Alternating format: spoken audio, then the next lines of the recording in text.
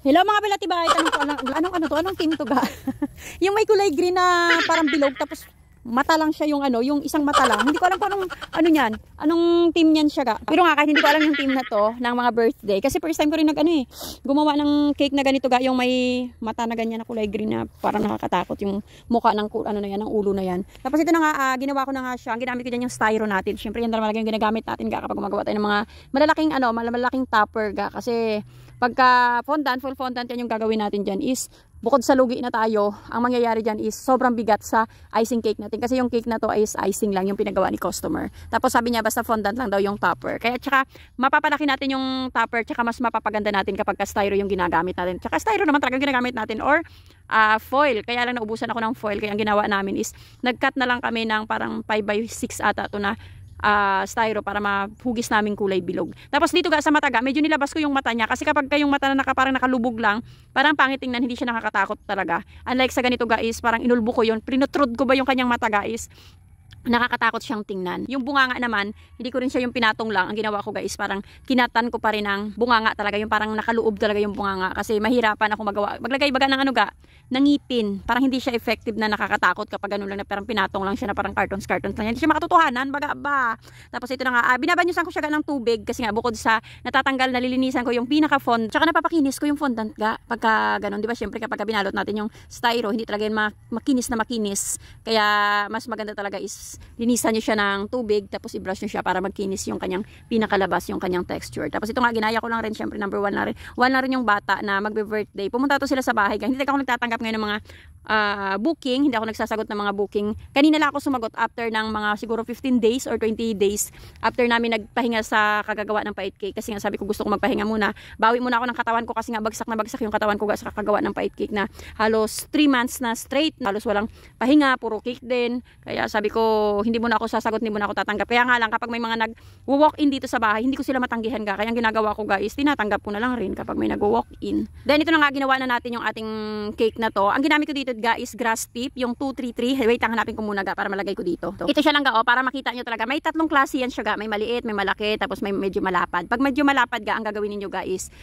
mas madali siyang, mas marami yung lumalabas sa piping tip kaysa sa dun sa maliit matagal, masakit sa pulso. Masakit sa pulso gumawa nito ga, tapos magastos talaga sa icing. Kaya ang singil ko dito ga, parang inabot na to ng 8x6, pero 8x5 na sana usapan. 2-1 siya ga, kasama na yung topper na malaki talaga na fondant. Alam nyo ba na mas matagal pang gumawa ng fondant topper? Inabot ako doon ng 1 hour. Sa video na to ha, pinas forward ko lang, parang 1 hour and 20 minutes. Imagine, isang topper lang ga yan ga ha, matagal talaga siyang gawin. Kala nyo lang talaga, ang dali-dali. Tapos ito ga, parang mga 30 minutes ko lang to or 20 minutes ko lang siyang ginawa. Yung kasama assemble, kasama ganyan-ganyan, yung lagay-lagay ng mga icing. Then maaga pa yung delivery nito ga, kaya ang ginawa ko nito is gabi ko siya trinabaho yung cake. Pinuyatan ko talaga to ga, parang alas 11 na ata ako nakatapos ga gumawa ng cake na to ga, pa alas 12 na. Kasi nga sabi ko, 6:30 kailangan tong ma-deliver na. Nalate pa nga kami dito ga kasi nga nakagising si daddy rin is 6:30 sakto.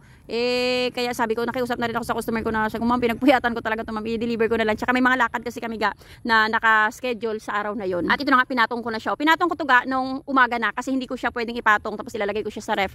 Magmo-moist yung ating fondant topper. At ito yung expectation, yan. Tapos syempre yung reality natin itong ginawa ko. At nagaya ko rin baga yung expectation ni customer, tsaka yung niya, yung gustong-gusto ni customer. At ito nga, lintian talaga. Kung saan ka nagmadali, doon pa talaga yan masira-sira yung cake mo. Tingnan mo nga kung gaano kagaling talaga to. Ayan, nagsundot ko siya, nagabox na kami, kaya nagamadali na nga kami ga. Ayoko na nga sana igalawin ga, kaya nga lang sabi ko baka magalit si customer ga na nasundot natin yung yung cake natin tapos nasira. Tapos doon sa likod siya ga ha, pero syempre inayos ko pa rin siya. Dinahandahan ko lang talaga na hindi magsama doon yung mga brown na kulay. Tapos in-scrape ko siya ng sandok at nilagay ko ulit isa-isa para mas magandang tingnan kahit papaano hindi magalit si customer at hindi siya ma-disappoint sa nangyari sa cake niya. At ito nga sinaglitan ko rin yung pa-surprise ni Ma'am Aileen ng Astorias Hotel. Ayan, shout out kay Ma'am Aileen at saka sa kalangga niya, sa palalabs niya. Silangga Amina ba yun? Nakalimutan ko na yung pangalan ga, basta yung kanyang jewelers na super love niya. Super surprise niya lang to ga, regalo niya to sa kanyang love na birthday niya rin sa mismong araw na to. At ilagay niya lang always you. O, di ba? Sweet. Grabe. Sana all may mga paganito, no? RIP na lang ga sa mga sa mga single. Ito sila happy. Di ba? Sana all may pag-ibig, no? Sana all may nagsusurprise. Kayo ba may nagsusurprise ba sa inyo? Wala. Kawawa naman kayo ga. Ngayon ay nag-download ako ng Masaya Game. Kapag mag-download kayo ng Masaya Game, punta kayo sa mga video ko sa comment section, nandun yung link ng Masaya Game na to. Hindi nyo na kailangan mag-cash in dito ga. Kailangan, meron siyang, kapag nag-download ganito lang ga, meron siyang 7 pesos agad, pampuhunan mo. Sa paglalaro pala nito lang ga, syempre alam nyo kung paano nyo kontrolin yung sarili niyo. Kasi nakaka-addict talaga yung ganitong mga laro lang ga. Ilalagay nyo lang yung cellphone number nyo, at syempre yung inyong password. Verification code, yung doon isi-send doon sa number ninyo. Pwede na tayo maglaro. Ayan na po. At syempre may free draw sila. Pindutin lang natin. Okay, tapos na yung free draw natin. Ayan, pwede kayo mag-cash in ng 15 pesos, pwede kayo mag-cash in ng 55 pesos. May 6 pesos tayo. Ilalaro natin yan ng, meron silang Dragon Tiger, Toast Coin, ganyan-ganyan. Marami sila dito mga palaro lang. Pero syempre yung aking pinaka-paborito is Solar Game. So excited na ako ga. Wait lang. Pula lang naabutan ko ga. Sorry naman.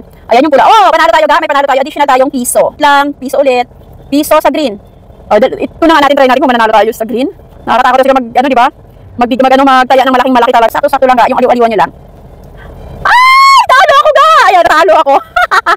Tingnan natin kung nanalo tayo. Ay! Natalo ako lahat! Sorry. Okay, love bet ko sa pink. Okay na yan. Try nga natin. Ready?